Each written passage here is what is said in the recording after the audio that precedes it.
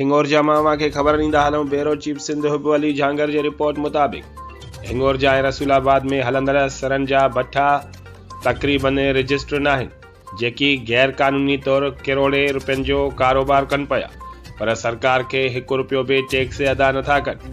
उन सां गॾु कंहिं बि भट्ठी चिमनीअ ते ज़गज़ग दूंहें खे साफ़ करण वारी मशीन नाहे लॻल।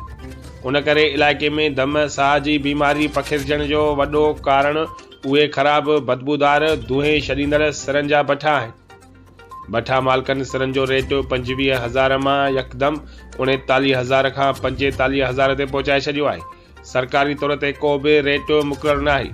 पंहिंजे तरफ़ां मनपसंद रेट मुक़ररु करे हितां जे ग़रीब अवाम खे ॿिन्ही हथनि सां लुटे ऐं फुरे रहिया आहिनि। हिंगोर जा शहर जे आसपास में हलंदड़ सरनि जे भट्ठनि ख़िलाफ़ क़ानूनी कार्रवाई करे उन्हनि खे पाबंद बणाइण सां गॾु सरकारी अघ ते सिरूं विकिरो करण जो पाबंद कयो वञे ऐं एनवायरमेंट डिपार्टमेंट सां मिली करे भट्ठनि ख़िलाफ़ कार्रवाई करे बीमारी पखिड़ींदड़ भट्ठनि खे बंदि करे या ज़गज़ग मशीन लॻाइण जो पाबंद कयो वञे।